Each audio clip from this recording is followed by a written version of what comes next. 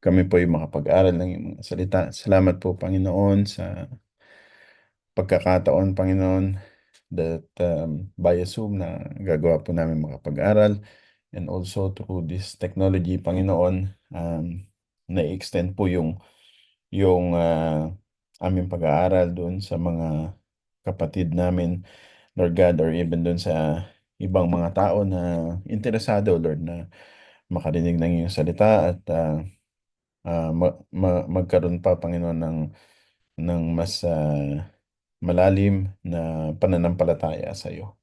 Panginoon, sa gabing ito, dalangin po namin ang iyong gabay patnubay sa lahat, Panginoon, sa mga makakapakinig, sa mga kasama ko po, Panginoon, na magpa-participate, Panginoon, sa Bible study na ito. Dalangin ko po, Panginoon, nawa na ang iyong mga salita, Panginoon, ay tunay nga, Lord God, na mag-minister po sa aming mga buhay. Ang iyong salita ay magkaroon po ng katotohanan, Panginoon, magkaroon po ng katuturan sa aming mga buhay at ang banal na Espiritu ang siyang aming tagapagturo, dakilang tagapagturo ang siyang magbibigay liwanag, mag-illuminate, Panginoon, ng iyong mga salita. Sa gabing ito, Panginoon, gamitin lang ako, Panginoon, bilang tagapag-facilitate, but kaya mo na ang banal na Espiritu na nasa bawat isa, Panginoon, ang siyang magbigay talaga ng linaw, Panginoon, pang maintindihan po namin ang iyong mga salita. Salamat po ng marami, O Diyos. Inaalay po namin ang gawain na ito, Panginoon, para po, Lord God, sa ikakalago, Panginoon, ng aming pananampalataya sa iyo at relationship sa iyo, Panginoon. Nawa, Panginoon, malugod ka po sa gabing ito, sa aming gagawin, at rebuke, Panginoon, lahat ng mga gawa, evil plans of the enemy. Lord God, yung internet connection maging maayos po, Panginoon, at ang bawat isa, Panginoon, ay tunay, Panginoon, na magkaroon ng maayos na connection upang hindi po, Lord God, mapuputol-putol yung aming gawain, yung aming pag-aaral sa gabing ito. Maraming maraming salamat, Panginoon. This we pray in your mighty name, our Lord and Savior, Jesus Christ. Amen and amen. Alright. Praise the Lord. First and foremost, magandang gabi po sa inyo, mga kapatid. Salamat po. Thank you. Oops. Sorry. Nangyari dito. Ayun. Nawala. Okay. Saglit lang po. Nagulo yung aking screen kasi. Yan. Okay na. Okay.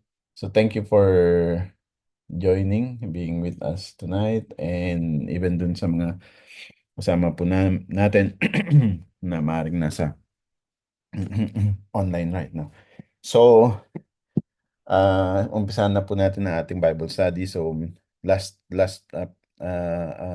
week, ating napag-aralan, no, about dun sa a week before that, about sa glory ng Lord, ating napag-aralan. And then, last week about forgiveness and about yung kailan ba natin na na kailan ba natin nasasabi or marireach yung fullness natin bilang isang Kristiyano. So yan yung mga tinalakay natin. And ngayong gabi nga na ito, pag-uusapan natin about teka, ayaw gumana ng aking screen. Yan. About sa Hebrews chapter 12 verse 1 to 2, which is about running the race of faith. Yan po yung ating pag-uusapan. So, wag na natin patagalin, dumiretso na tayo doon. At anyway, kung meron po kayong question, you can ask questions. You can interrupt me. Wala pong problema. And ask the question. And kung doon naman sa online, you can message or comment yung inyong pong question and we'll be happy to answer it. Okay? So ito yung ating pag-aaralan, makita natin sa Hebrews chapter 12 verse 1 to 2, which is running the race of faith, and this is also our team, no, for this 12-year anniversary ng GRK Church. Right, so let's go directly to, I don't know ano nangyayari, ayaw gumana. Ayun. Tanggalin ko lang itong control kasi natatakpan niya yung aking view. Hindi ko makita. Right. So, ito yung ating pag-aaralan. no? It's about Hebrews chapter 12 verse 1. And first, let's look at this as a call to run the race, right? Because kung babasahin natin, yung una pala, bago natin basahin yung verse ng Hebrews 12, verse 1 to 2, tignan muna natin yung context nito. No, let's look at the context of Hebrews 12, verse 1 to 2. Kung makikita natin sa verse 1, sabi diyan, therefore we also, since we are surrounded by so great a cloud of witnesses. Now, titignan natin to in context. Yung word na therefore means it's an interconnecting, no? It's a link. Means it's rooted dun sa previous chapter, which is Hebrews chapter 11. Now, itong Hebrews chapter 11, most often, ini-refer to as the Hall of Faith. Bakit? Kasi if you read Hebrews chapter 11, dito mo makikita the author of Hebrew listed yung numerous examples of a man of God, people of faith sa Bible, sa Old Testament, no? To name a few, sina Abel, Enoch, Noah, Abraham, Sarah, Moses, and iba pa. Itong mga tao na ito, itong mga man and women of faith na ito, they all face trials, they all face hardships of different kinds of levels, no, and mga uncertainties sa buhay nila. However, they have one in common, which is they remain faithful to God. Kaya nga, this is kung tawagin natin, this is the ano no na the hall of faith, itong Hebrews chapter 11, because even though um they they did not always see, or they did not see yung fulfillment, no, nung promise sa kanila ng Lord dun sa lifetime nila, pero they persevered in faith, no. Yan yung makikita natin diyan. Kaya pagdating dito sa Hebrews chapter 12 verse 1 to 2, ang sabi, therefore, sabi diyan, kasi yun yung connection, no? Kino-connect ito directly doon sa Hebrews chapter 11. So, meaning, to have a better understanding of Hebrews 12, 1 to 2, you need to understand Hebrews 11. That's why dinaanan po natin yung Hebrews 11. And also, another thing, uh, marami kasi, sometimes naririnig ako sinasabi, yung sinabi dito ng author ng Hebrews na therefore we also, since we are surrounded by so great cloud of witnesses, sinasabi na para daw parang race kung saan maraming witness, ibig sabihin maraming mga nanonood. Pero kung titignan mo talaga in context, hindi yun ang ibig sabihin nun, no? Ang ibig sabihin nun, yung Hebrews 11, sabi ko nga, Hall of Faith, di ba? So, sa Hebrews 11, it only shows to us na merong mga faithful believers in the past, and now they serve as witnesses. Witnesses in the sense because they have experienced the power and importance of enduring faith. No, ibig sabihin naranasan nila 'yun. Kaya naging witness sila, no? Naranasan nila. So ibig sabihin para sa atin ngayon, kumbaga meron na yung naka-experience. For example, si Abraham, no, si Sarah, si Abel, si Gideon, na-experience na nila yun. Kaya naging witness sila. Ibig sabihin na-experience na nila. No, yun yung sinasabi diyan na since we are surrounded by so great cloud of witnesses, it doesn't mean na yung mga na sila ay nanonood na wini-witness yung ginagawa nating pag-run ng race, no? But sila ay naging witness. Why? Because na-experience nila yun. Yun ang sinasabi ng salita ng Diyos. Itong mga ito, na-experience na nila to. So, ang sinasabi ng salita ng Diyos, no? Kaya kayo din, may experience nyo rin yan kasi sila yung nagpapatunay dyan. Yun yung sinasabi niya, no? So, they are not literal witnesses watching us from heaven. May narinig kasi ako na ganyan, no, sinasabi. So, pagka ganon, ang gandang pakinggan na merong mga nanonood sa heaven, pero hindi yun ang kinukonvey ng message, no? Rather, ang sinasabi dito ng salita ng Diyos, they are witnesses in the sense that their lives bear testimony to the faithfulness of God and the power of enduring faith. No? Because they themselves have endured They themselves had run the race and they endured. Kaya sabi dito ng author ng Hebrews, therefore we also, since we are surrounded by so great cloud of witnesses, meaning marami nang naka-experience nito, no? Yun ang sinasabi niya dyan. So basahin muna natin yung verse. Let us lay aside every weight and the sin which so easily ensnares us, and let us run with endurance the race that is set before us, looking unto Jesus, the author and finisher of our faith, who, for the joy that was set before him, endured the cross, despising the shame, and has sat down at the right hand of the throne of God. So, ang sinasabi po natin dito sa nabasa natin, ang sinasabi po diyan, no, na ang dinidescribe yung ating Christian life, no, yung ating pamumuhay. Kung titignan mo po yung race, kaya in-underline ko yung race diyan, hindi ko na nailagay, pero yung Greek word na ng race diyan, ang meaning niya in Greek is agon, no? And yung agon na to, meaning nito is it is referring to a contest or a struggle, no? Somewhat of an athletic competition. So, ibig sabihin, this is emphasizing that tayo mga mananampalataya, in our spiritual life, no? Para rin tayong athlete. Alam natin ng athlete anong ginagawa ng athlete. Ang athlete, hindi naman siya nagiging athlete ng basta-basta lang, no?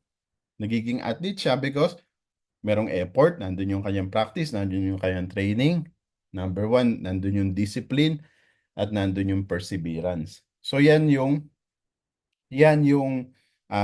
tayo kinukumpara. No? Kaya sinasabi dito, run the race with endurance. So, ang sinasabi na, para tayong athlete. No? Now, ang question, what does it mean to run the race? No? Kasi parati nating naririnig yan, run the race. But what does it really mean to run the race? No? So, basically, Um, running the race is, ayan lang yan, no? Nilagay ko dyan yung tatlo. Daily walk with God, growing in faith, and resisting temptation. Makita natin yan sa Philippians 3:14. Ano sabi sa Philippians 3:14? I press toward the goal for the prize of the upward call of God in Christ Jesus. Then, yung pursuit of holiness, becoming like Christ. Mababasa nyo yan sa 2 Peter chapter 1 verse 5 to 8. No, ang sabi, but also for this very reason, giving all diligence, add to your faith virtue, to virtue knowledge, to knowledge self-control, to self-control perseverance, to perseverance godliness, to godliness brotherly kindness, and to brotherly kindness love. For if these things are yours and abound, you will neither be barren or unfruitful in the knowledge of our Lord Jesus Christ. And the journey of trusting God through trials until we reach eternity. So later on, pag-uusapan natin yan, yung endurance.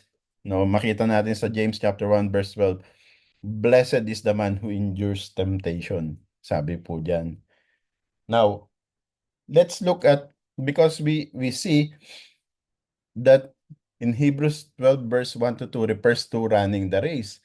Now, kung ikaw ay ikaw ay mahilig sa sports, so yung alam mo na yung mga mananakbo, yung mga tumatakbo sa marathon or sa sprint, meron niyang goal, no? Kaya nilagay natin dito yung goal, no? If you are running the race, then there is a goal of running the race. Makikita natin dito sa passage sa 1 Corinthians chapter 9 verse 24 to 25, ito yung pinaka-goal, no, to finish yung race, no. The goal of keeping the race and keeping our eyes on the Lord Jesus Christ, the author and finisher of our faith. So, ang sabi po diyan, i-emphasize natin, ito, yun daw mga atleta, no, for the sake of time, didiretso na kagad ako dito, no? Yun daw mga atleta, sabi, they run to obtain what is perishable, a perishable crown. But we for an imperishable crown. Excuse me. So, ibig sabihin, ang goal natin in running the race is something that is imperishable. So, that's why I took, in the Bible, makikita po natin yung mga crowns, yung mga imperishable crowns na tinatawag. no, nilist down ko po dyan. Nandyan yung crown of life. Mababasa mo sa James chapter 1 verse 12. Crown of righteousness, 2 Timothy 4:7 to 8. So itong crown of righteousness is for longing for and loving the appearance of the Lord Jesus. Crown of glory for faithful service, especially those who are in leadership. Makita natin sa 1 Peter 5:4. Incorruptible crown for living a disciplined and godly life. Makita natin sa 1 Corinthians chapter 9 verse 25. And crown of rejoicing for leading others to salvation. Makita natin sa uh, 1 Thessalonians chapter 2 verse 19. So ito yung mga imperishable crown na sinasabi sa 1 Corinthians 9:25. Ito yung goal natin, referring to eternal rewards, no? And salvation that believers receive. Yan yun. Okay? So, ibig sabihin, hindi tayo basta lang tumatakbo. Meron tayong goal. Hindi tayo basta lang nagra-run doon sa race, the race of faith, no, in the race of our Christian life. Hindi tayo basta-basta lang, ngunit meron tayong goal. At ito nga yung mga goal na nakalist sa Bible, no, crown of life, crown of righteousness, crown of glory, incorruptible crown, crown of rejoicing. Right? So now let's go deeply more doon sa passage. So let's look at uh, keywords dun sa passage sa Hebrews chapter 12 verse 1 to 2. First, yung key focus natin is laying aside every weight and the sin which so easily ensnares us. So, yung word na weight, pag tinignan niyo po yan sa Greek, ang ibig pong sabihin niyan sa Greek ay ogkos, no?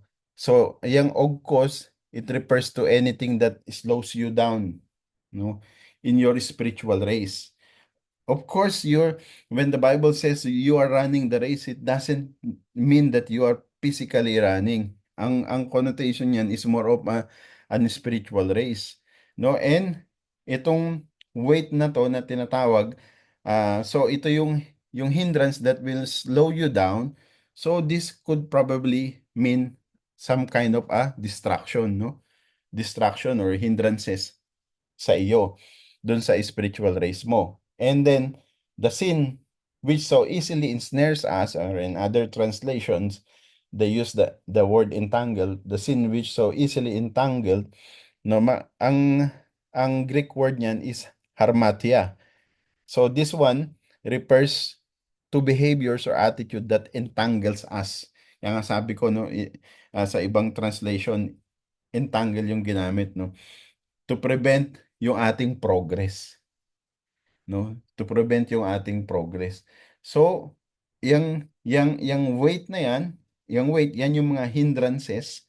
Ito namang sin, ito yung nagpiprevent sa atin para mag-progress. Di ba, ang isang Kristiyano, pag ikaw nakagawa ka ng kasalanan at hindi mo hiningi ng tawad, hindi ba parang ambigat, di ba? So yan yung weigh down sa'yo, yung nagiging ah, balakid, kumbaga, no? Nagiging balakid sa yung pagtakbo, sa yung paglago bilang isang Kristiyano sa pananampalataya mo. Right? Now, let's go to uh, wait, saglit lang ha. Meron pala akong mga example. Okay. Meron akong example ng uh, mga nagiging balakid sa atin, no? For example, excessive focus natin sa material success. So, nagiging distraction din to sa Diyos. No, kapag doon tayo nakapokus, di ba? Yung nga sabi, focus our eyes on Jesus. Now, if we focus our eyes on material things or success, then mawawala na tayo. Makita natin yan sa Matthew chapter 6 verse 19 to 21. Do not lay up for yourselves treasures on earth. No, yun ang sabi diyan. Ano pa? Unhealthy relationships or yung mga influences na nakakahatak sa iyo pababa, no? Sabi sa 1 Corinthians chapter 15 verse 33, do not be deceived. Evil company corrupts good habits, no? So, yan yung mga maaring makahinder sa iyo. Kapag ka ikaw ay nakikisama or bumabarkada doon sa mga bad influence. So, ang tendency is makurap ka nito, no? Kaya kaya nga dapat kung po pwede, huwag tayong makisama doon sa mga bad influence. However, as a Christian, we need also to influence them, 'di ba? Siyempre, kung hindi natin sila shesheran, paano sila makakakilala sa Diyos, 'di ba? So, in that way, kung ang goal mo is to share to them, then that will become part of your race. No, race of faith. Pero kung ang goal mo is para makibarkada lang, ang mangyayari sa iyo, ito, 1 Corinthians 15:33, do not be deceived. No, you are deceiving yourself. Evil company corrupts good habits. No, makikita mo later on ayaw mo na mag-church, ayaw mo na mag-aral, no? Yan yun. Then, ano pa? Internal fears or worries na nag-slow down sa spiritual progress mo.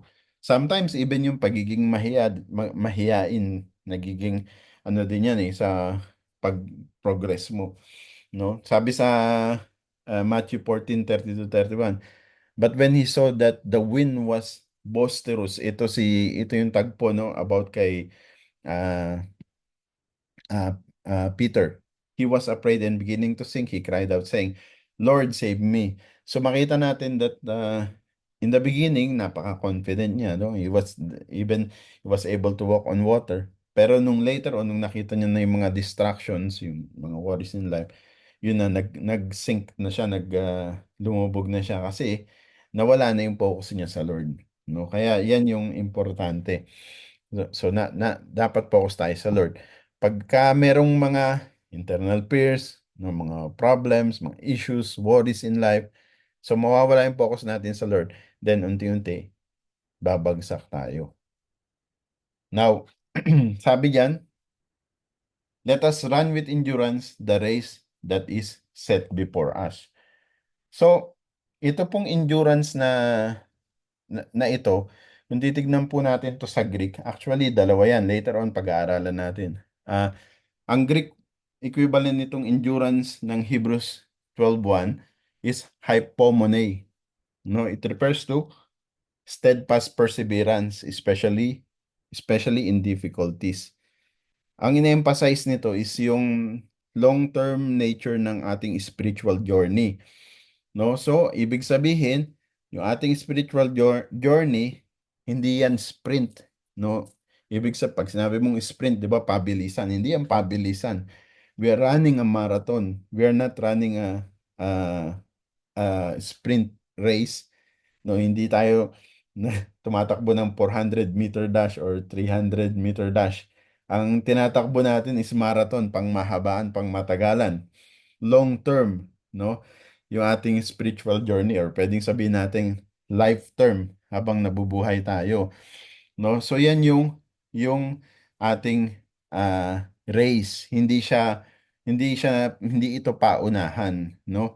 However, in the same breath, hindi ko rin sinasabi na dapat mabagal tayo, no? So what I'm only trying to say is hindi ito yung nag-start ka ang bilis, no? Marami kasi sometimes may makikita tayo nag-start ang init-init sa Lord tapos biglang bumagsak, biglang nawala na bigla, no? Hindi ganun yung ibig sabihin niyan. So ngayon, um, I want to give emphasis dito kasi mamaya i-discuss ko more about endurance. Remember yung Greek word nitong endurance na ito is hypomene, no?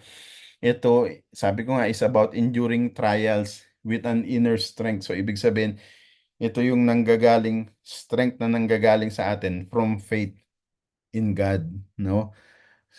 At ang nire-repair nito is like we are running a marathon, not a sprint, no? Kung saan ang focus natin, no, on the end is i-endure natin every step in the hope and in trust that God will guide us through, and then we will be able to makakamtan natin yung mga crowns na diniscuss natin kanina, no? Now, kung sa modern day natin, kung tatanungin niyo ako, anong anong analogy diyan? Para yang ano, kumbaga someone na merong nag-undergo ng long-term medical treatment. For example, someone na may cancer na nag-undergo ng chemotherapy, um, despite na mahirap and very painful and very long yung process, they still continue the treatment, no? Kaya naalala ko si Dr. Willie Ong. So they still continue the treatment in the hope, trusting na about dun sa potential outcome nito. At ano yun? Na they're hoping na, of course, throughout the journey, painful man siya, pero at yung slow niya, I mean yung progress niya is slow, yung chemotherapy, pero at the end, ang hope nila is nagumaling sila. No, yan yun, yung endurance na yun. So, ibig sabihin, tayong mga Kristiyano, sometimes, if not all the time, yung race natin, ganyan. Sometimes painful, sometimes slow, sometimes yung progress natin, ang bagal. Sometimes siguro naiinip tayo, no? Pero we have to keep on running. We have to endure because we know at the end, no, marireach natin yung goal natin. At ano yun? Yun yung imperishable crown, no? Yan po yun. Now, so what does it mean to run the race with endurance? Number one, continue in your faith despite trials. May mga kilala tayo nung dumating ang trial, no? Imbes na kumapit sila sa Diyos, nawala sila sa kanilang pananampalataya. Romans chapter 5 verse 3 to 5, kung mabasahin niyo yan, it is speak about tribulations produce in perseverance, character, and hope, no? So yan po yung dapat. We have to continue in faith. And then, relying on God's strength. Kung mababasa mo yung Isaiah 40 verse 31, I believe marami sa atin na favorite verse to. This encourages the believers to wait on the Lord for a renewed strength, no? And ano pa, refusing to give up. Napaka-importante, no? That we refuse to give up even though mahirap, but we don't give up. Galatians 6, chapter 6, verse 9 warns against growing weary of doing good. So, wag tayong manghinawa, wag tayong ano ba yung term na mapagod, no? Yan yun. Kaya ang challenge ko po sa inyo mga kapatid, no? I-build natin yung endurance natin, and how we're going to do that through regular prayer, right? And Bible reading. Basahin niyo po Psalms chapter 119 verse 105, di ba? Um, Fellowship, of course, with other believers for encouragement. Hebrews 10, no? 25, do not give up meeting. Then, viewing trials, kung kayo po ay dumaranas ng trial, viewing yung trials na yan as opportunity for growth. Mababasa niyo sa James chapter 1 verse 2 to 4. Ang sabi dun, di ba? Consider it pure joy, no? Pag dumaranas daw tayo ng pagsubok ng trial. No, let us see that trial as an opportunity for growth. Okay? Then, so interrupt niyo ako kung pag may question kayo, ha? Excuse me. Then, another key focus natin is looking unto Jesus, the author and finisher of our faith. So, nasa Hebrews chapter 12, verse 2 na tayo, no? So, yung word na author, ang Greek niyan is archegos, which means leader or pioneer. So this indicates that the Lord Jesus is the one who initiated our faith journey. So sabi natin, this is a race, no? Race of faith. So ang nag-initiate nito ay ang Panginoong Hesus, no? Ang nag-initiate niyan. So kumbaga, imagine niyo yung sa marathon, di ba? Pagka ready, set, go, di ba? Meron silang yung anong tawag din, yung barrel, yung yun yung signal na mag-start na yung race. So kung nga parang ganun, no? inaano ko lang, tinatry ko lang i-equate, pero hindi naman talaga necessary ganun yun. Na ang Panginoon yung nag-indicate, nag-initiate ng ating journey. At siya rin ang magpipinish. He is the author and he is also the finisher. Yung finisher, ang Greek word niyan is uh, teleotes. Ang ibig sabihin niyan, the one who completes. So meaning, Jesus is the one who completes or the one who perfects our faith, and he is also the one who initiates. So he will he will bring our faith to perfection. The Lord Jesus is our example, no? Walang iba. Dito, kung makikita niyo po diyan sa Hebrews 12:1 to 2, ay sinasabi niyan, fixing our eyes on Jesus. Anong ibig sabihin niyan? When you say, fix your eyes on Jesus, means you look onto Jesus as an example for yourself, no?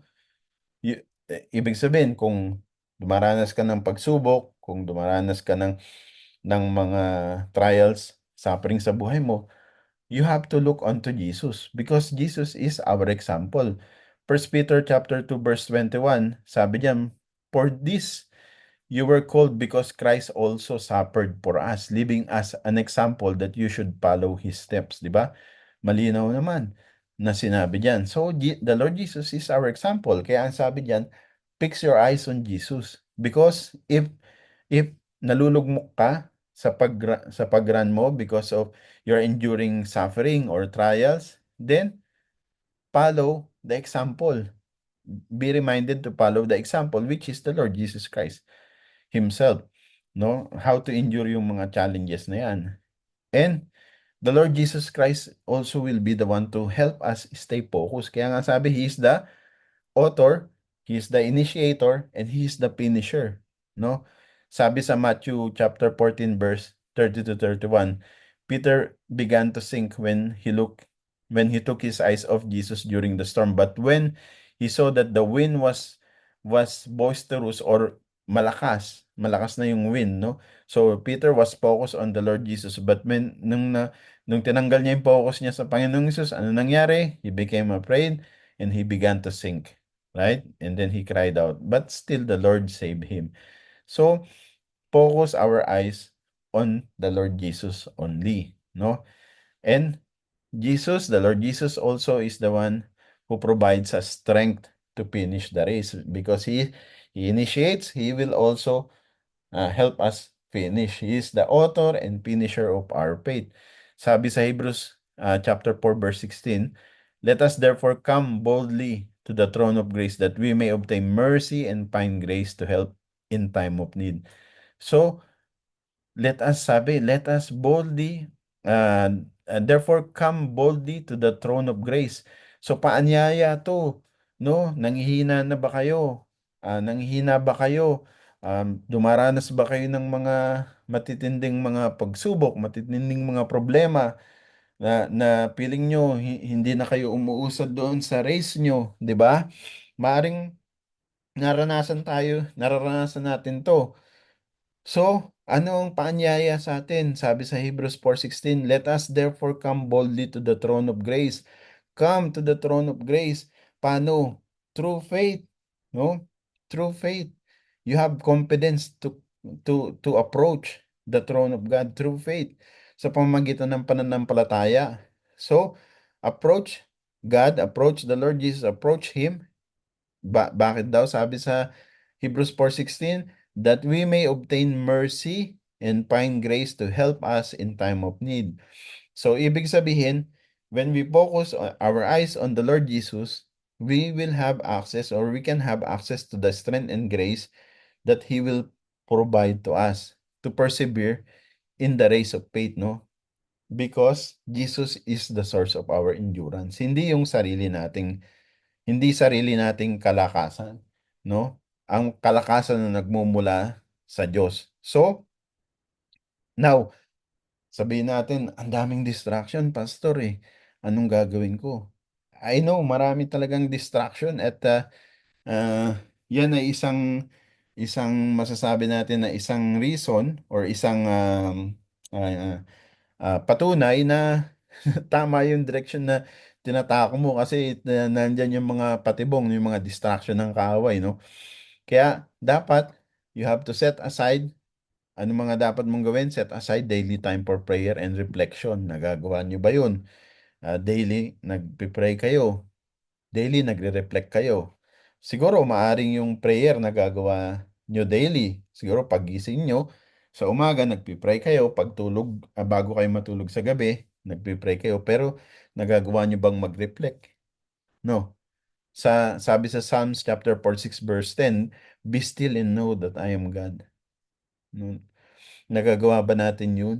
Pagka tayo ay dumaranas na ng mga pagsubok or nandyan na yung nagwo-worry na tayo instead na be still because we know that our God is there, no? Meditating doon sa mga ginawa ng ating Diyos para sa atin. Kaya sa 1 Thessalonians 5:18 na nasabi ng Panginoong Hesus, "In everything give thanks, for this is the will of God in Christ Jesus for you." No, in everything meaning in good or in bad. So we have to give thanks and we have to seeking yung yung accountability natin through Christian fellowship. Importante yun. Diba? Yung, alam niyo yung sinasabi na ano na madalas kong marinig yan dati, no man is an island. So, hindi tayo dapat bilang Christian, hindi tayo dapat na mamuhay na nag-iisa. Andiyan yung mga kapatiran natin na nagpapalakasan tayo. Sabi, kung babasahin nyo, ang ganda nung Ecclesiastes chapter 4, verse 9 to 12. Basahin nyo na lang, hindi ko na babasahin lahat. Ang sabi diyan, yung una, two are better than one. No? So, basahin yan, ang ganda yan. So, ibig sabihin, hindi dapat tayo nag-iisa. We have to seek accountability through Christian fellowship. Kaya maganda yun na eto, nandyan tayo sa church, member tayo ng church, nagpapalakasan tayo. No? Yan yung importansya niyan. No? Then, the Lord Jesus endured the cross. Makita natin sa Hebrews chapter 12 verse 2, no? Ah, itong cross is a symbol of extreme suffering para sa ating Panginoong Jesus, and not only that, even humiliation. Because itong cross kasi, sabi, curse are those who is hung by the cross. Sign yan ng ng pinaka um, brutal or pinaka ano ba yung term? Nakalimutan ko yung term. Yung pinaka masamang way ng punishment, no? However, Jesus willingly faced this suffering, no, knowing that the pain and shame involved na doon, even though merong shame na involved, but willingly inaccepto ng Panginoong Hesus. Bakit? Kasi yung sa motivation niya, the joy that is set before him, no? At yung joy na yan, eh, para sa atin. Para sa salvation natin, victory over sin, and yung glorification niya with the Father. Kaya sabi niya, endurance through suffering leads to eternal reward, no? And we know that na siya ay nakaluklok na sa right throne of God, no? Okay? So, now, let us also talk about this endurance and forgiveness. So bakit ko sinama ito? Because sa Galatians chapter 5 verse 7, ito yung question naman to ni Pastora Joan. No? So far, nadaanan na natin yung question dun sa mga previous slides. Ah, so ano ba yung race na tinatakbo natin? Is it sprint or is it a marathon? So it's not sprint but it is a marathon. It's a lifetime marathon habang tayo nabubuhay. It's a race of faith. No, now eto ka ngayon. You are running the race, no? You're running the race, a good race of faith.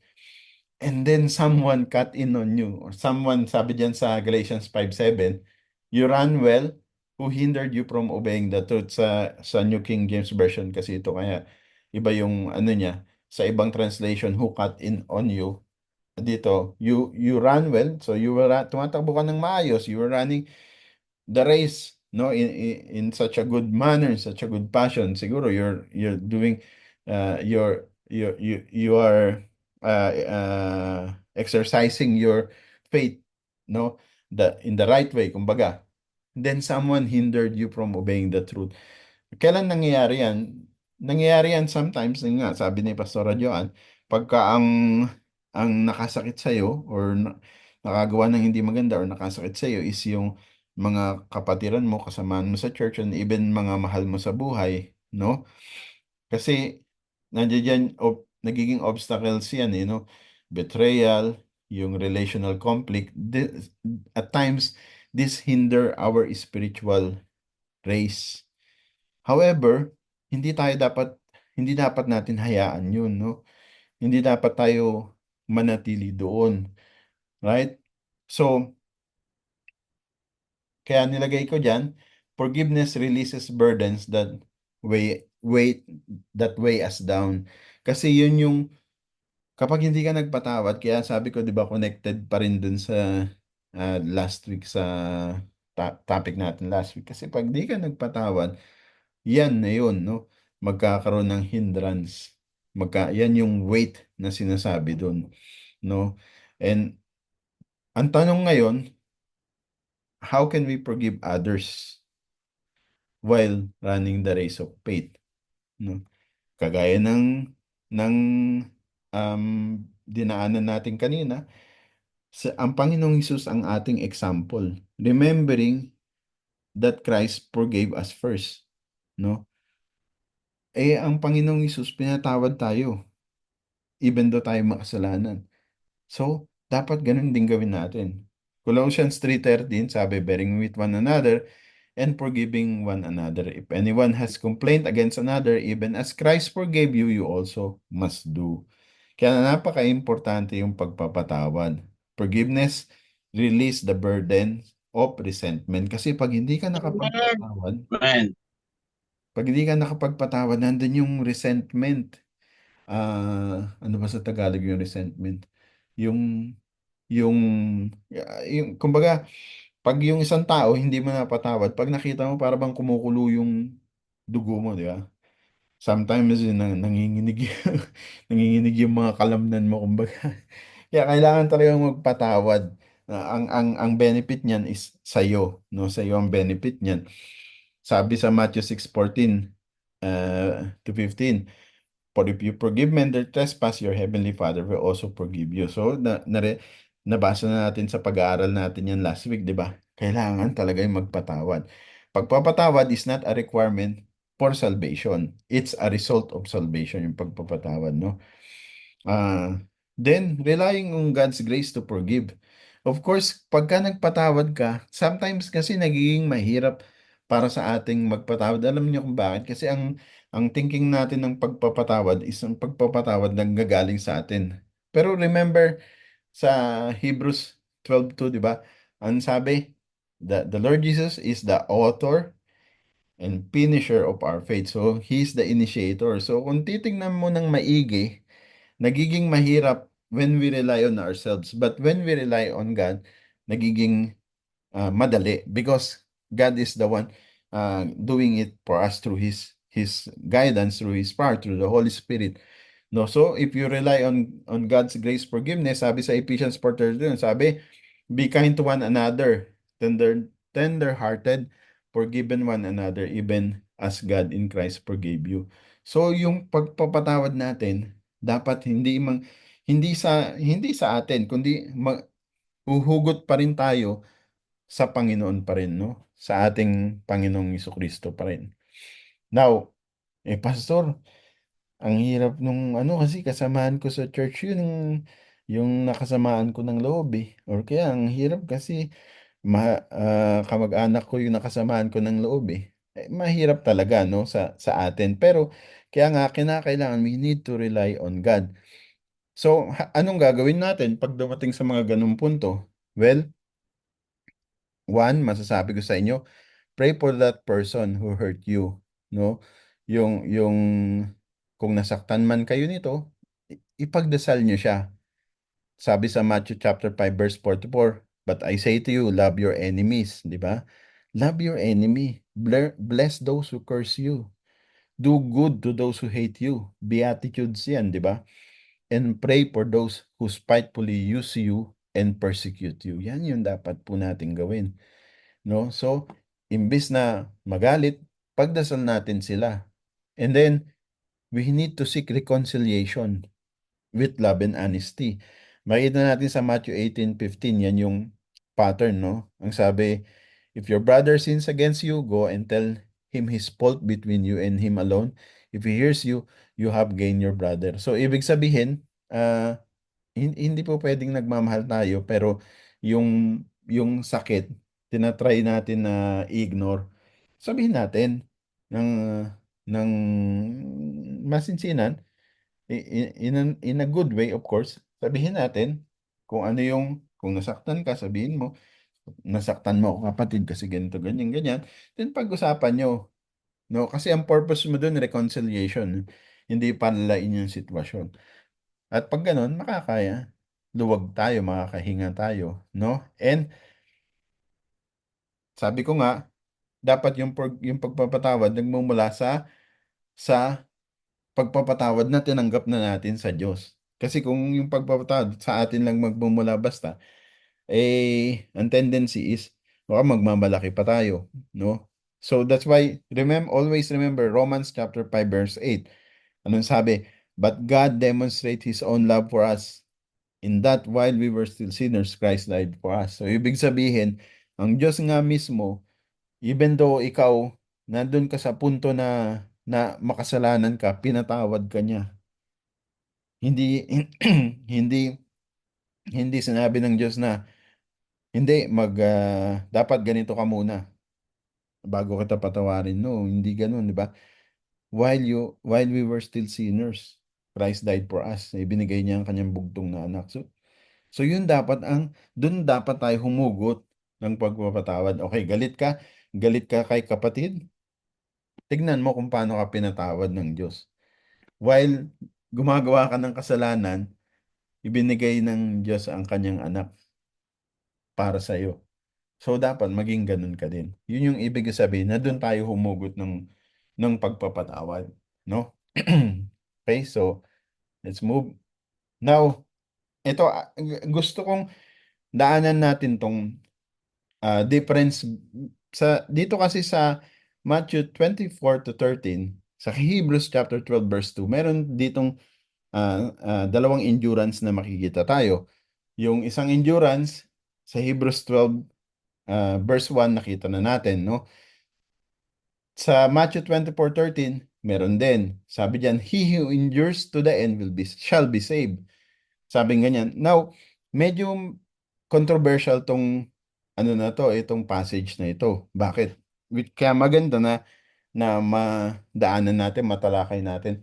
Kasi kung titignan mo, so ibig sabihin pala, if you endure to the end, doon ka maliligtas. So, kung ganun, parang lumalabas, parang works pala ang salvation. But we all know, the moment na tayo ay tumanggap sa Panginoon, tayo na save na. If talagang ang pagtanggap mo is nagmula sa iyong puso, no? Kaya nga instantaneous 'yun eh. No, sa mata ng Diyos, you are saved. Sa atin, na-experience natin, but at the end of the day, pag pagdating ng dulo ng buhay natin, we are saved, no? Pero sabi, he who endures to the end shall be saved. So, ibig sabihin, if you don't endure to the end, hindi ka saved. So, ibig sabihin, ano pala ang Diyos? Anong tawag doon? Yung dagdag bawi, hindi naman pala dagdag bawi. Yung binabawi niya pala yung salvation. Hindi ganon. So, kaya controversial to, kaya titignan natin siya. Kasi yung endurance sa Hebrews chapter 12, verse 1 to 2, saka yung endurance ng Matthew 24:13, magkaiba.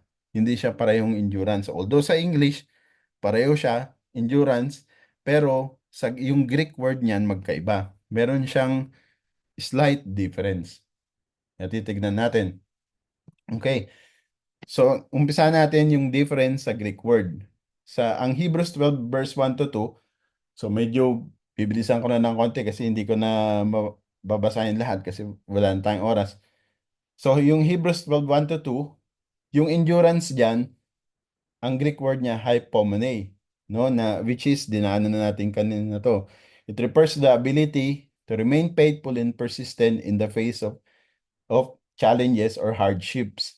In the context of Hebrews 12, it's like running a long race, marathon nga sabi natin, where you need persistence to keep going. So yan yung endurance na yan. Kailangan mo yung steadfastness, yung patience na yan, perseverance na yan to keep going. So, tignan nyo yung Greek word ng Hebrews 12, hypomene. Yung endurance na ginamit sa Matthew 12 verse 13, Matthew 24 verse 13 is hypomeno, no? So, yun yung doon sila nagkatalo sa saka sa o. Yung sa Hebrews Matthew 24:13 hypomeno. So, ano tong hypomeno? Still to endure, to remain, to stand firm. Often used in the context of facing trials or persecution, is about maintaining faithfulness through very tough times. Yan yung ginamit doon sa Matthew 24 verse 13. It's about enduring the hardships of the great tribulation and remaining faithful despite persecution. So ito yung unang difference, no? So ibig sabihin, yung Hebrews, yung endurance na tinutukoy sa Hebrews 12 saka endurance na tinutukoy sa Matthew 24 verse 13 magkaiba. Right? Although pareho silang endurance pero magkaiba. Now, tignan natin sa ibang angle. Tignan naman natin sa context ng audience, no?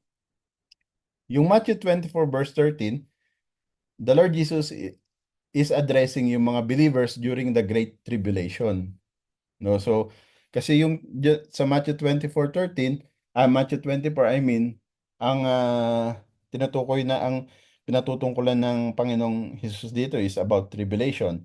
So, this is a future time of intense persecution under the Antichrist. The audience here is those who will endure through a specific extreme end time events. The focus is on survival. So, yung endurance na yan, nakakabit sa survival. Bakit? Kasi nandyan yung pupugutan sila ng ulo. 'Di ba? Iaano sila na i-renounce mo ang faith mo. So you have to endure. Hindi yung spiritual endurance lang kundi pati physical endurance, no?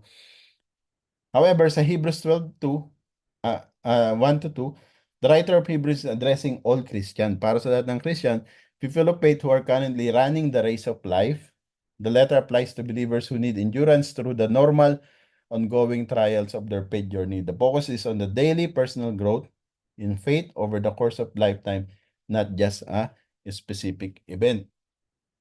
So that's 2. Next, anong type ng endurance yun? So makikita natin, actually na-discuss ko na rin ata ito kanina, Matthew 24:13, ang tinutukoy dyan yung physical and also at the same time spiritual perseverance through intense persecution during the end times. No? It is enduring extreme external pressure from the world and the Antichrist forces. However, sa Hebrews 12 verse 1 to 2, walang kasamang physical, spiritual endurance yung tinutukoy doon, no? It's more about resisting internal struggles like sin and remaining faithful over time. Kaya, kung makikita, okay, nandito rin naman yun. Wag na ko nang sabihin, daanan na lang natin. Yan. Motivation, ano yung motivation sa endurance? Sa Matthew 12:24 verse 13, ang motivation to endurance is survival, to survive yung great tribulation. Kaya if you endure to the end, then you will be saved. It is tied to the eschatological salvation, being saved from destruction during the end times and entering the kingdom when Jesus comes again. Then Hebrews 12:2, the motivation here is to keep running the race by looking unto Jesus. No? So ang a- a- ang sabi dun sa Hebrews 12:1-2, looking unto Jesus, the author and finisher of our faith. The example of Jesus enduring the cross gives believers the strength to endure their own struggles. It is motivated by spiritual growth, maturity, and completing the race of faith. Then, end goal. Ang end goal ng endurance, no, nabasa na natin kanina, Hebrews 12:2, yung uh, anong tawag dito? Yung ginamit dun, yung nakalimutan ko yung ginamit kong term. Mamaya balikan natin. So the goal of endurance is to finish the race of faith. becoming more like Christ and receiving the eternal reward. Sa Matthew 24:13, the goal of endurance here is survival through the tribulation and ultimately being saved at the end when Jesus returns. Then, sa example, sa Matthew 24:13, sa passage na ito, Jesus is not explicitly given as the example of endurance. Ibig sabihin, hindi ang Panginoong Hesus ang example ng endurance, kundi ang sinasabi niya, i-endure nyo yung mga may experience nyo na tribulation. No, yun yung example niya. Sa Hebrews 12:2, ang example ng endurance is ang Panginoong Hesus mismo. Sinasabi, i-endure natin yung hardship gaya ng in-endure ng Panginoong Hesus. No? And then, the nature of trial. So, ito na yung last, I believe. Yeah, the nature of trial. So, sa Matthew 24:13, the trial is outward, visible, and extreme. Yun nga, persecution, martyrdom, suffering during tribulation. Ngunit sa Hebrews 12 verse 1 to 2, the trial can be internal and personal. Overcoming sin, growing in faith, and staying committed in the face of daily challenges. Yan na yung huli. And then conclusion. Hebrews 12:1 to 2 calls us to run the race of faith with endurance, laying aside every weight and sin that hinders us, just as runner sheds unnecessary burdens.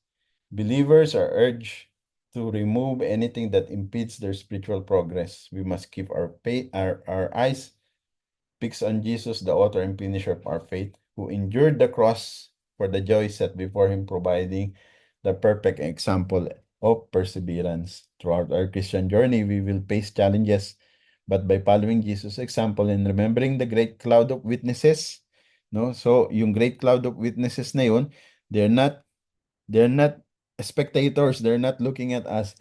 They're a great cloud of witnesses, meaning marami nang naka-experience nito. Kumbaga sinasabi ng author, kumbaga parang ganito yan, parang bibili ako ng ano ba? For example, bibili ako ng sasakyan, no? Nag-iisip ako ano bang sasakyan yung bibiling ko. For example, kagaya ngayon, ang sasakyan ko Mazda. So marami nang gumamit ng Mazda. So sila nagsasabi, "Oh, Aldrin, maganda yan, Mazda. Yan lang gamitin mo, maganda yan." Yun yung ibig sabihin nun. Kasi na-experience na nila, no? So there are great cloud of witnesses that came before us. We are encouraged to endure to the end, knowing the eternal reward awaits us in Christ Jesus. Amen. Praise the Lord. Yan lang po. Walang nagtanong sa inyo habang ongoing yung ating Bible study. Wala po, maganda po yung topic. So pasensya na, medyo minadali ko para umabot tayo dun sa oras para magkaroon pa tayo ng question and answer.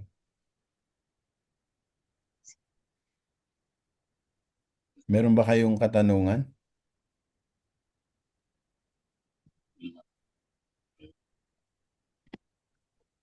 Meron na. dun sa ating ano? Meron bang nagtanong? Wala. Ako, Pastor, may tanong po ako. Sige po, sister. Di po ba ang trials, wala namang trials na mahirap, madali po ba, di ba? Kasi lahat naman ng trials mahirap sa atin. Ang tanong ko po is, ang ano naman, ang consequence naman ng kasalanan is mahirap din, po ba? Ano yung kaibahan niya? Ano yung paano malalagpasan yung consequence ng kasalanan para tawag dito yung, hindi ko maano yung tanong ko. Yung para ma-overcome mo yun, para maitama. Kumbaga, ganun. Kasi halos parehas na mahirap mahirap maranasan. Yung trials, mahirap. Yung nagkasala ka tapos may consequence, mahirap din. So, paano malalagpasan yung ganon? Ang kasalanan po? Opo, hindi po ba ang trial ang mga pagsubok sa buhay, wala namang madali, lahat naman is mahirap. So, doon naman po sa isa yung resulta or consequence ng pagkakasala, paano naman yun paano naman yun malalagpasan? Okay. So, ibig mo sabihin, sister, ah, pag nakagawa ka ng kasalanan, so paano, Di po, opo, di ba mahirap din? Kasi parang ang consequence ng pagkakasala, parang hawig din sa trials, nahihirapan ka, napabalisa ka na lahat ng hirap nasa iyo na. So, hmm, paano naman po yun malalagpasan? Paano yun maitatama? Parang ganun. hmm, okay. So, sige, ano muna natin, kasi ano bang sabi ng Bible? Kung ano ang consequence ng sin. No, ang sabi ng Bible sa Romans 6:23, di ba? Sapagkat ang kabayaran ng kasalanan ay kamatayan. So, yun ang consequence, no? Pangunahing consequence ng sin. Pero actually, kung titignan mo, may kasunod pa yun. Ang sabi ng Panginoong Hesus, ang kabayaran ay kasalanan, ngunit ang kaloob na walang bayad ng Diyos ay buhay na walang hanggan kay Kristo Jesus. So, ibig sabihin, so yun sa tanong mo, paano malalagpasan yung consequence? In that sense, ang consequence ng kasalanan is kamatayan. Pero eto ngayon, ang Panginoong Hesus, ang kanyang inaalay is, ang kanyang kaloob is yung buhay na walang hanggan. So, through our Lord Jesus Christ, yung consequence ng sin, which is death, doon natin malalagpasan, no? Um, ah, kung babasahin natin sa Isaiah chapter 59 verse 2. So, ang sinasabi doon, ang kasalanan daw, ito yung isa pang consequence ng kasalanan, no? Ang sinasabi doon na ang kasalanan daw ay hinihiwalay nito ang tao sa Diyos. Ang sabi doon, dahil sa kasalanan na itatago ang Diyos at yung kanyang pandinig ay nagiging ibig sabihin hindi naririnig yung ating panalangin. So, ibig sabihin kung ganun pala, ang solusyon is pagpapatawad, no, or paghingi ng pagpapatawad. So, paano natin malalagpasan 'yan? Ang tanging paraan lang para malagpasan yung mga consequence na yan ng kasalanan, sa pamamagitan ng pagsampalataya, pagtanggap sa Panginoong Kristo, no? Kasi siya lang talaga ang nagbigay ng kapatawaran sa ating kasalanan. Kaya sa 1 John 1:9, di ba? Sabi, kung pinapahayag natin ng ating mga kasalanan, siya ay tapat at banal upang tayo patawarin sa ating mga kasalanan at tayo lilinisin sa lahat ng karumihan, ng kalikuan. So, yung pagtanggap natin ng kanyang kapatawaran, pagsisisi sa kasalanan, at pamumuhay na ayon sa kanyang kalooban, ito yung magdadala ng kalayaan, tunay na kalayaan na masasabi mula sa kaparusahan sa kasalanan. And then, yung mga consequences kasi alam natin. So, yung diniscuss ko, yung mga biblical consequences. And then, meron mga hindi naman unbiblical, pero kumbaga worldly consequence. For example, for example, nagnakaw ka at nahuli ka, syempre, paparusahan ka. So, kailangan mong i-face harapin yung mga consequences na yun. Kasi consequence ng kasalanan mo yun, no? So, ah, hindi mo po pwedeng talikuran. So, yan ba yung tinatanong mo, Sister Helen? Opo, Praise the Lord. okay PJ, na po. nagtaas ka ng kamay. Salamat po, Pastor. Okay po. Salamat po, Sister. Si Pastor Opo. Rojo, nagtaas ka ba ng kamay? Yung ano lang yung tanong ni Sister Helen tungkol dun sa pag gumawa ng kasalanan tapos yung consequence. I think ang pinaka the best example dyan si David,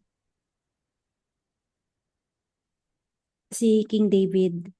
'Di ba sabi niya sa Psalms 51, verse 12, "Restore to me the joy of your salvation and grant me a willing spirit to sustain me."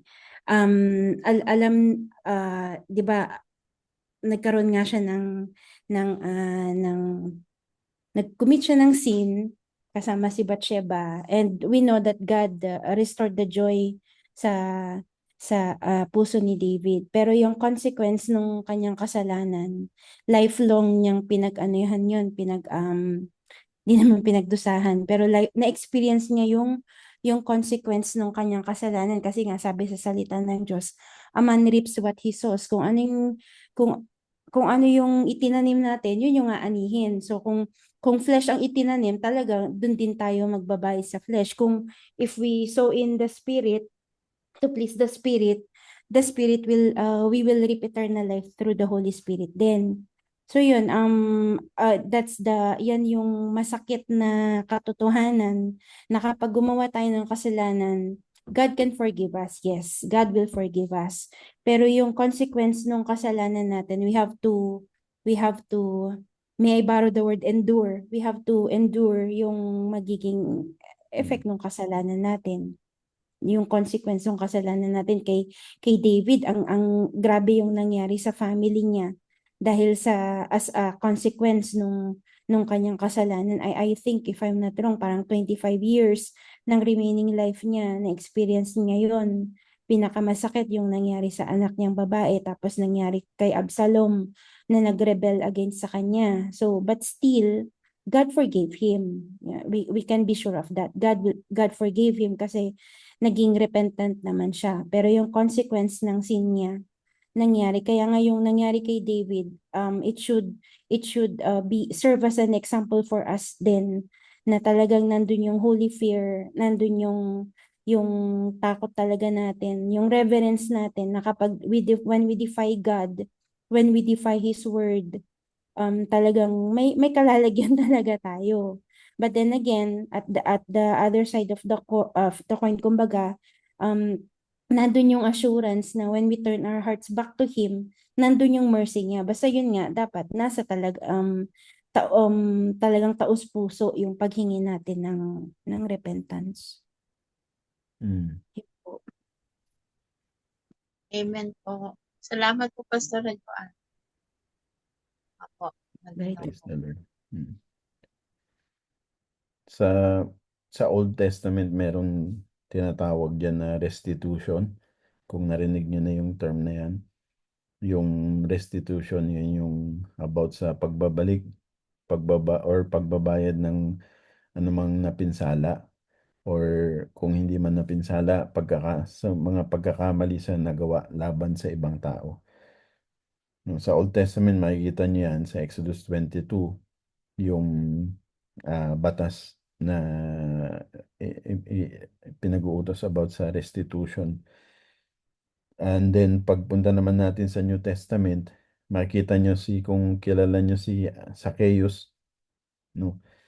Nung pinatawad siya ng Panginoon, nag-offer siya ng restitution, no? So parang sabi niya, kasi nagnanakaw siya eh. Nagnanakaw siya sa kaban. Sabi niya, ibabalik niya four times kung sino man yung ninakawan niya. So, yun yung tinatawag na restitution. So, I'm not saying na ganun yung kailangan natin gawin. What I'm only trying to say is, pag tayo nakagawa ng kasalanan, nandyan talaga yung consequence, and nandyan yung restitution. Yun nga, maaring for sure ang pagpapatawad ng Diyos nandiyan dyan. Kaya lang, yun nga yung consequence, kailangan pa rin nating harapin. Pero ang kagandahan lang, kapag ka tayo humingi ng tawad sa Lord at pinatawad tayo, at sa mga nagawa natin ng kasalanan, humingi tayo ng tawad, pinatawad tayo, nandoon yung magiging magaan yung consequence. And I'm sure na hindi tayo pababayaan ng Lord. Amen po. Salamat po. Praise the Lord. Kung pang ating kwan, maiwan. Ano po yun, Brother Manny?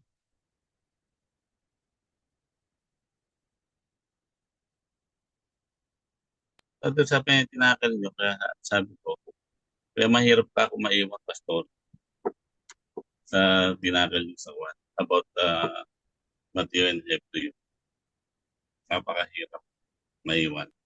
Sa Mm. Great Tribulation. Oo. Oo. Kasi once nag nung nagba-Bible study noon, may may nagtanong sa akin yan na during the Great Tribulation, meron pa bang maliligtas? Meron pa, oo. Mababasa nyo sa Revelation, hindi, Revelations 20 ata, hindi ako nagkakamali. Sabi doon, Revelations 20 or Revelation 7 or 17, sabi ng elder, sino yung mga nakaputing robe na yan? Ang sabi ang sabi sa kanya, yan yung mga, ano, yung mga namatay during Great Tribulation, yung mga nanampalataya, yung mga nag-endure to the end.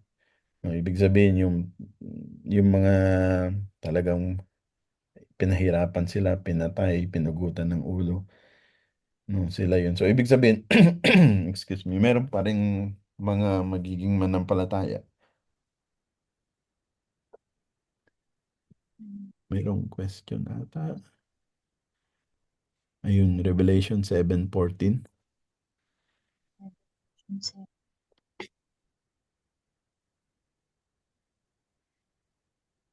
Praise the Lord. Meron pa kayong katanungan? Sa amin po, wala na po, Pastor. Maraming salamat. Praise the Lord. Doon sa ating tingnan natin kung merong nagbigay ng katanungan. Wala naman magbigay ng katanungan. Pastor John, ano yung sinasabi mo na merong nag-message, nagtanong? Nag-appear po kasi Pastor Alvin sa sa notification ng JRK na may message. Pero Nasaan? hindi ko na po nakita. Wala akong nakita eh. Nag-ano lang, yung banner na notification. Wala naman, di ko na maano. Baka tinanggal din, hindi ko po alam. Okay.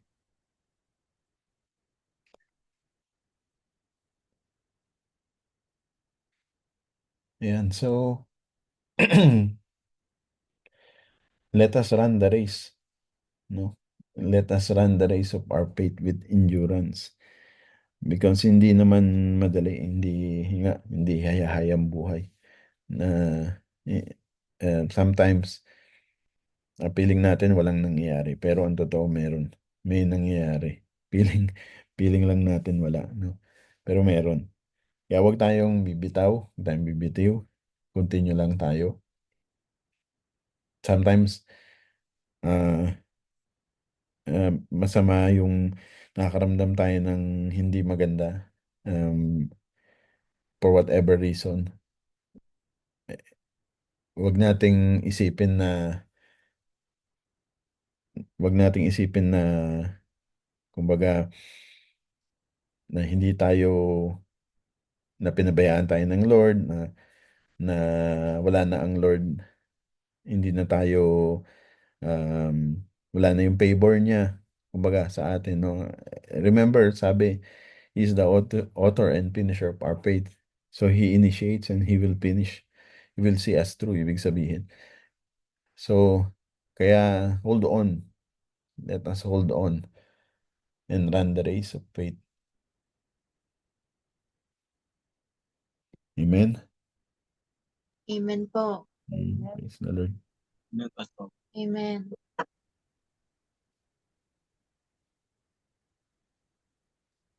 Alright. So, kung wala nang katanungan,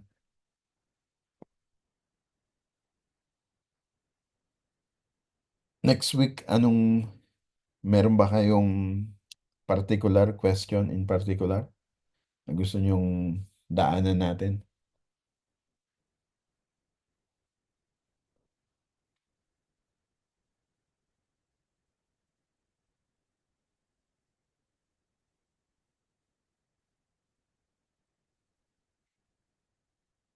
So sabi ni Pastor Joan, ano yung suggestion mo?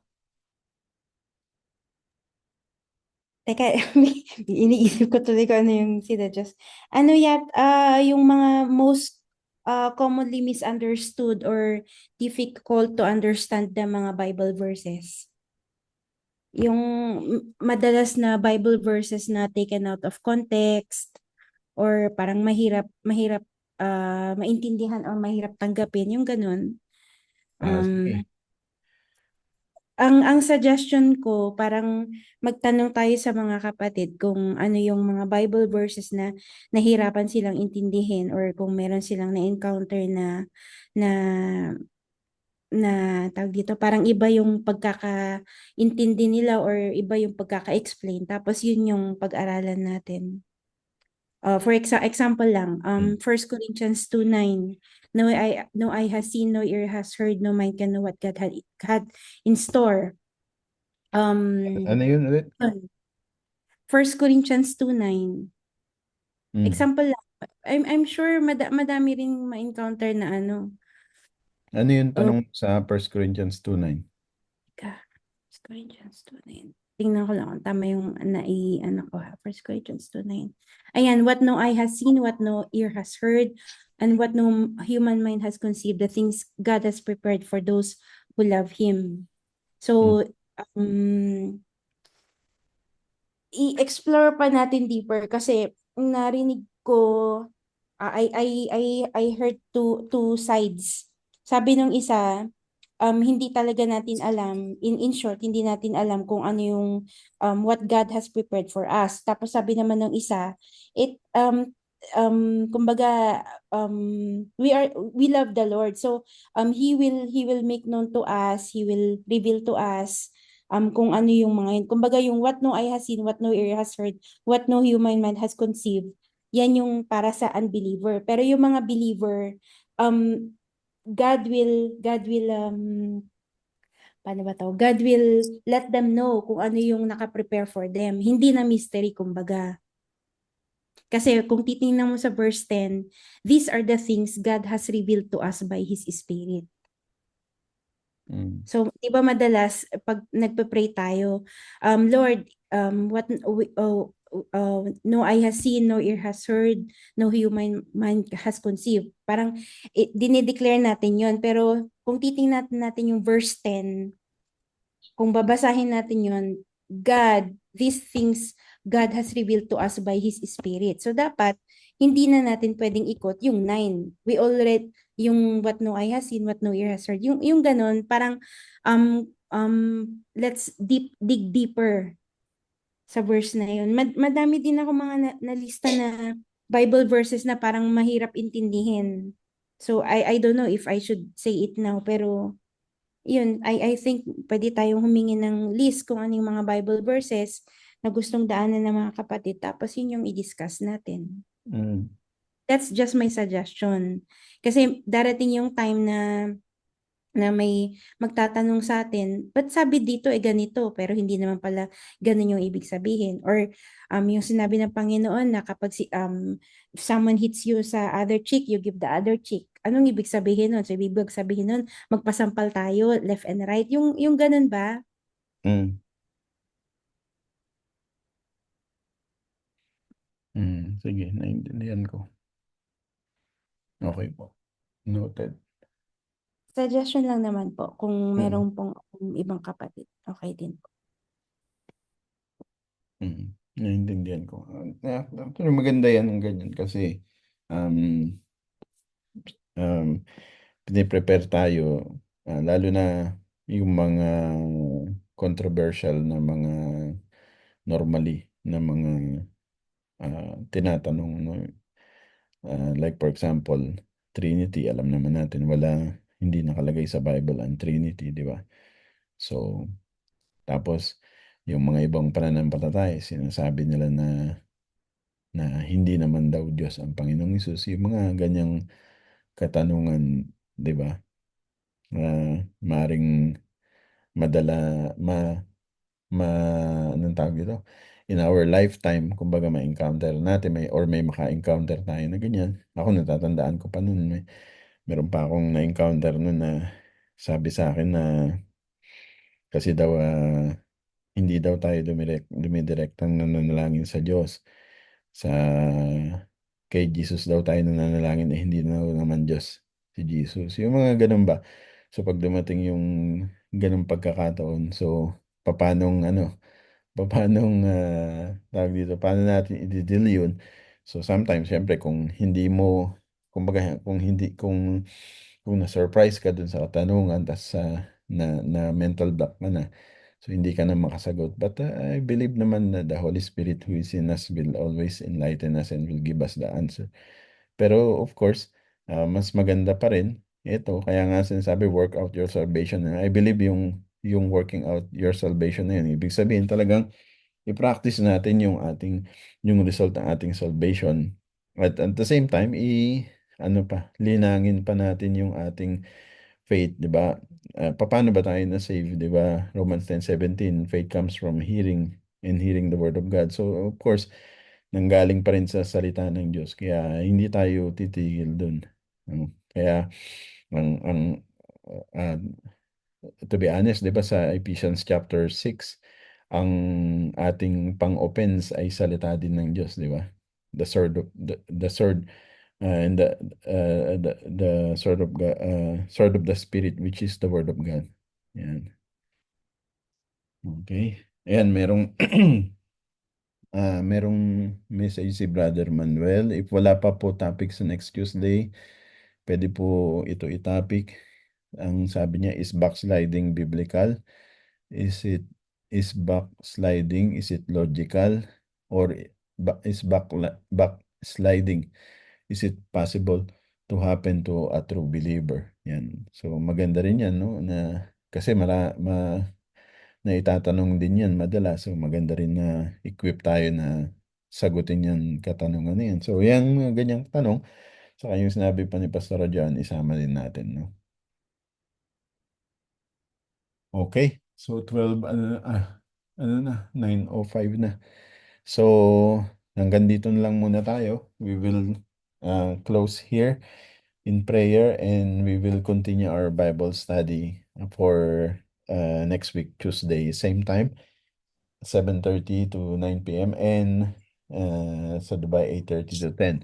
By next week, Amen. I hope yung aking invited ay makadalo na sa ating Bible study. Yan. So, okay. Parati siyang busy. Sige, let's pray. Ako na lang manalangin. Let's pray. Father God in heaven, we thank you, Lord, for this wonderful opportunity. Pinagkaloob mo sa amin na magkatipon-tipon, mag-aral ng iyong mga salita. Salamat po, Panginoon, sa buhay ng aking mga kapatid na kasama ko po ngayon. And even, Lord, to those who are going to be able to listen to us online dito po sa aming pag-aaral. Nawa, Panginoon, ay mag-strengthen to ng aming faith, mag-strengthen to ng aming resolve in terms of our race of faith, Panginoon, yung aming endurance, Panginoon, gaya nga ng sinabi sa Hebrews chapter 12 verse 1 to 2. Tulungan mo po kami, Panginoon, na truly mag-grasp, Panginoon, yung nais mong iparating sa amin sa passage na ito, Panginoon. We know, Lord God, that you are the author and finisher of our faith. Kung kaya naman, Lord God, sa mga oras na ito, dalangin ko po, Panginoon, na ilagay mo po sa aming puso na huwag kaming mag-alala that everything is always going to be okay.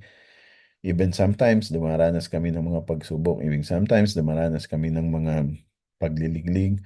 But the end of the day, Panginoon, everything will be alright. Not because of us, but because of you. Because you're not only the author, you are also the finisher of our faith. And I thank you, Father, because hindi mo kami pinabayaan at hindi mo kami pababayaan. Lord, salamat po sa mga kapatid na kasama ko po ngayon. Panginoon, especially, Lord God, nais ko pong idulog sa isa panalangin. Ang anak po na aming kapatid, si Sister Pressy, Panginoon, na dumaranas po, Panginoon. I believe siya ay nasa hospital ngayon. Panginoon, tinataas po namin siya sa iyo. Lord God, I believe, Lord God, ang anak ni Sister Presi na ito siya ay mananampalataya na Panginoon, and he is a believer and he believes in you. Therefore, Lord God, he is a child of God. And kung ano man yung sakit na yan, Panginoon, ano man yung reason kung bakit siya nagkaroon ng sakit na yan, maring hindi namin alam, but we know that you know full well, and you are our Jehovah Rapha. You are the God who heals. Kaya naman, Panginoon, aming pinag-uubaya siya sa iyo, Panginoon, sa iyong mapagpalang kamay, sa iyong mapagpagaling na kamay, Panginoon. Lord, we declare healing upon him, Panginoon.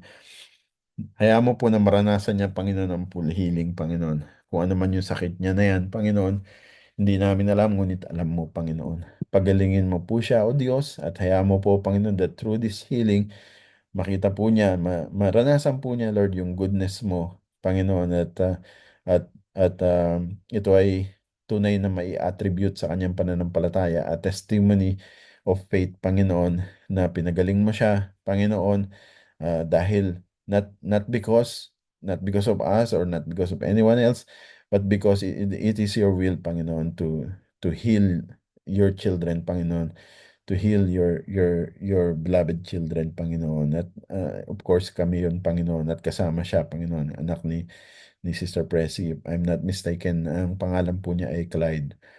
Pagalingin mo po siya, Panginoon. Lord, tinataas ko po siya sa iyo, Panginoon. At Lord, lahat po ng mga ginagamit mo, Panginoon, mga doktor upang tumingin sa kanya, bigyan mo po sila ng wisdom. Yung mga instrumento nila, hayaan mo, Panginoon, i-allow mo na makita nila ng tunay yung sakit upang once and for all, gumaling na po siya. At dalahin ko po, Panginoon, na tunay maranasan po ng bawat isa yung joy. Kung paano, Panginoon, that sa Hebrews 12:2, kung paano pinortray that even though you are suffering, Panginoon, pero nandun pa rin yung joy. Nandun pa rin yung joy mo, Panginoon, at yung joy na yan ang nagbigay sa iyo ng urge to continue to go on. And that joy, Panginoon, comes the knowing that if you will endure the pain, the suffering, Panginoon, ang magbe-benefit ay kami. At Lord, hayaan mo na ganun din po sina Sister Presi at kanyang anak at mga kapamilya niya, na magkaroon sila ng joy knowing that they have a great, good God, at they have a God that will not leave them, will not forsake them, at they have a healing God, they have a miracle healing God that will heal his son. So even though na may sakit ang kanyang anak, but they will have joy in their hearts, Panginoon, because they know, Panginoon, that uh, the time will come na marireceive niya ang kagalingan ng healing. Maraming salamat, Panginoon, sa akin, sa bawat isa. Maaring hindi ko alam na kung mayroong pinagdadaanan ng aking mga kapatid, Panginoon, sino man sa kanila, kilala mo sila, I lift them up to you, Panginoon. Lord, tulungan mo po sila. Hayaan mo po, Panginoon, in every situation, Lord, hayaan mo that this becomes an opportunity, Panginoon, for us na maging testimony ito for the strengthening of our faith, Panginoon. Palakasin mo po ang bawat isa, Panginoon, hindi man direkta ang mga kapatid ko, Panginoon, even yung mga mahal nila sa buhay, even yung mga mahal namin sa buhay na wala pa pong tamang relasyon sa iyo, even yung mga makakapakinig nito online, Panginoon, hayaan mo that through this, through your words, through sa pag-aaral na ito, Panginoon, mabuksan ang kanilang puso, mabuksan ang kanilang nakasaradong isipan, Panginoon. Because once upon a time, Panginoon, alam ko, I for one, ganito ako, Panginoon, sarado ako, Lord God. But because, Lord God, binuksan mo ako, because binuksan mo ang aking puso, Panginoon, upang tanggapin ka, Panginoon, tinulungan mo ako, Panginoon, at kaya naririto ako, Panginoon, at wala akong ibang itinataas kung di ikaw lamang, Panginoon. Lord, sa pagkakataong ito, itinataas ko ang bawat isa sa iyo, Panginoon, pagpalain mo po sila, Panginoon. Lord, pinaubaya ko po sila sa iyo, Panginoon, lahat ng kanilang mga kaharapin or hinaharap sa buhay, Panginoon. Ikaw po, Panginoon, ang tumugon. You are the author and finisher of their faith, Panginoon. Lord, I can rest. I can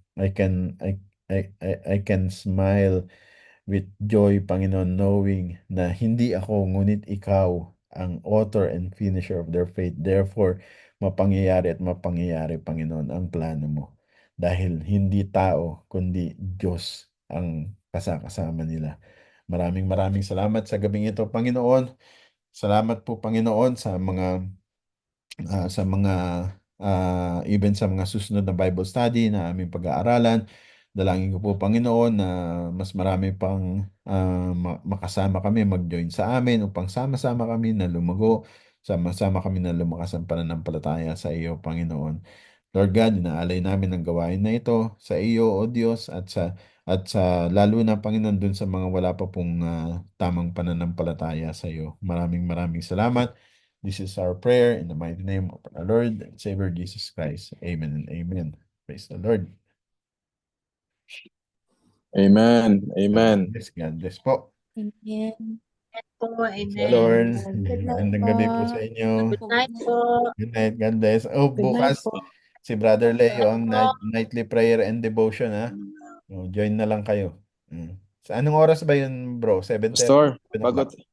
7 p.m. Pastor, 7 po. Okay, 7. Okay. Meron lang akong meron lang akong ipaparating sa iyo. Yung naalala mo yung pinagdasal natin na si Pierre Andrea Smith, yung Opo. na may prostate cancer. Opo. Tumawag sa akin kanina yung asawa, pinatawag niya para balitaan daw tayo at pasalamatan sa prayers natin kasi sobrang remarkable ang pagliit ng cancer cell Wow, praise the Lord. lately. Praise the Lord. Tapos nagpasabi na basta daw okay ang pakiramdam niya kasi pagka na radiotherapy siya, pagka nagkakaroon siya ng session, talagang ubos na ubos daw ang energy niya. So nag-ano siya na talagang mag-attend daw sa atin sa JRK basta okay yung pakiramdam niya kasi gusto daw makipag-fellowship sa atin. Ano Praise siya, the 72 years old pala siya, may prostate cancer siya. Patuloy natin idulog sa panalangin Mm. for his complete healing. Kaya nga, tumawag sa akin kanina yung wife kasi tagahama din yung wife at nagpasabi na Amen. sabihin daw sa mga kapatiran na salamat sa prayers. Amen po. Praise the Lord. Sige, patuloy natin Hopefully tomorrow. makasama natin sila sa Friday. Amen. Sige po. Sige po, Tomorrow. God bless you. Sige po. God bless, you God all. bless. See you God bless tomorrow, po. Brad God bless Leo. po. God bless. Join kayo sa NPD bukas. Si Brad Leo ang facilitator. I-share natin yung link na lang. God bless po. Bye-bye.